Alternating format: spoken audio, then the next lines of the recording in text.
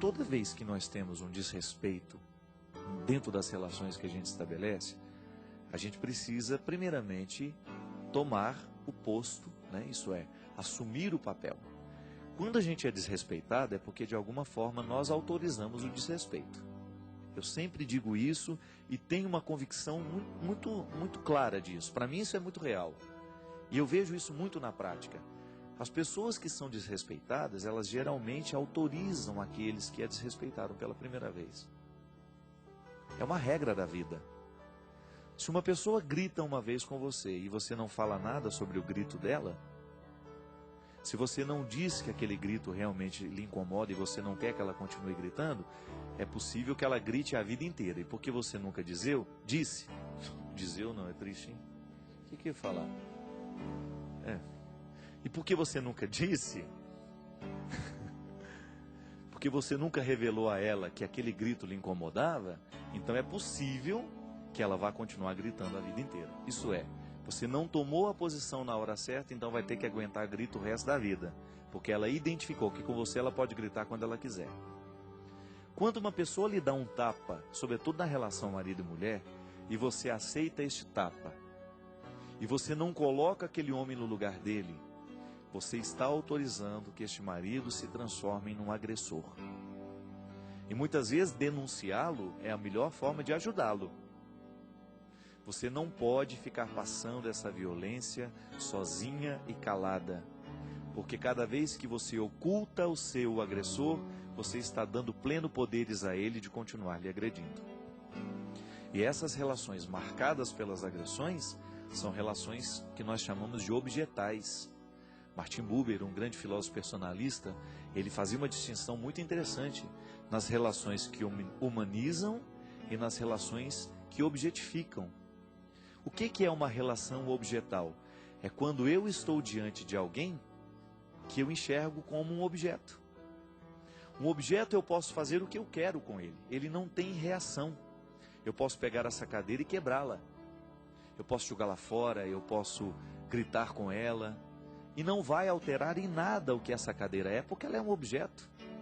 Agora, a partir do momento que eu trato aquela pessoa como se ela fosse um objeto, isto é, com total desrespeito por ela, eu estou então desumanizando a relação. Uma relação desumanizada é uma relação que vai causar muito sofrimento em quem está dentro dela, porque nós não queremos ser desumanizados. Mas volto a dizer, no momento em que há o primeiro gesto de desumanização, se a gente não reage contra esse gesto, é possível que a gente vá se desumanizando cada vez mais. E você sabe disso na prática.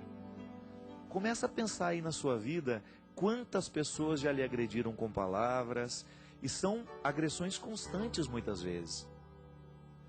Filha que grita com a mãe, isso é tão comum, não é? Filho que agride a mãe, um dia essa mãe perdeu a autoridade sobre ele.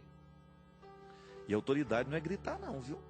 A autoridade é dizer a ele com calma, você não vai gritar comigo, porque eu sou sua mãe e mereço respeito.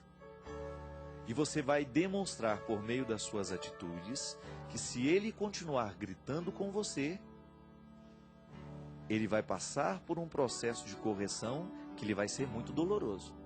Porque se você não contorce essa situação, não é aquela história? É de pequenino que se torce o pepino, não tinha uma coisa assim? É verdade.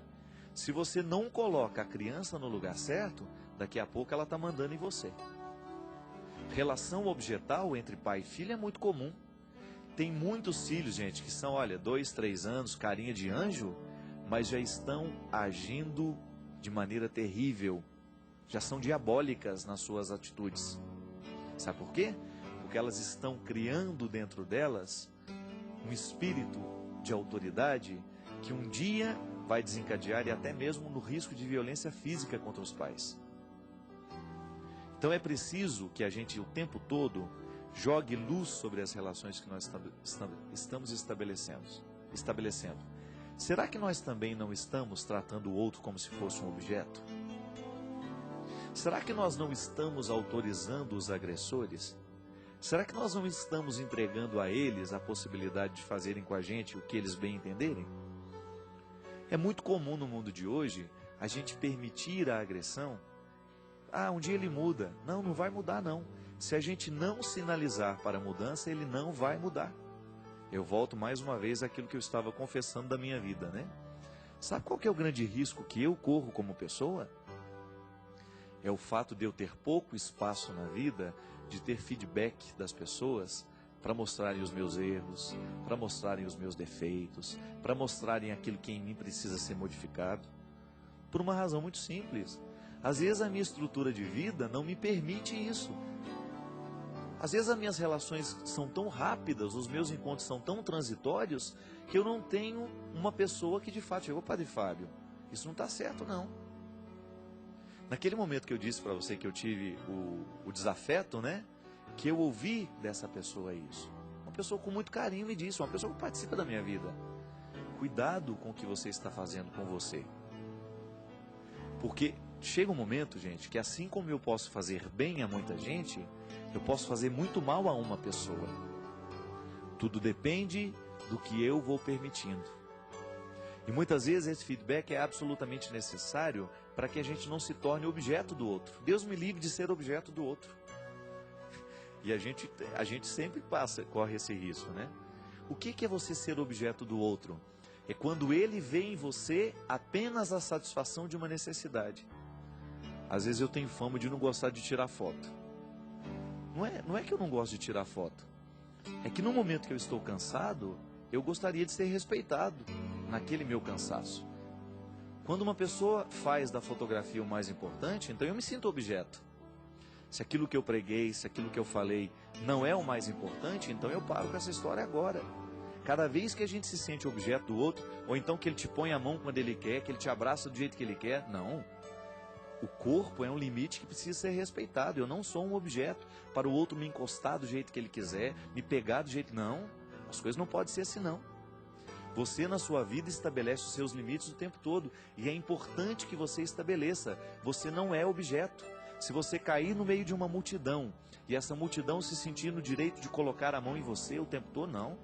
É a história daquela menina, daquela atriz, né, Juliana Paz, que estava na praia, estava tomando um banho de mar e de repente o rapaz sentiu-se no direito de correr atrás dela e de abraçá-la e de ficar pegando nela. Que é isso?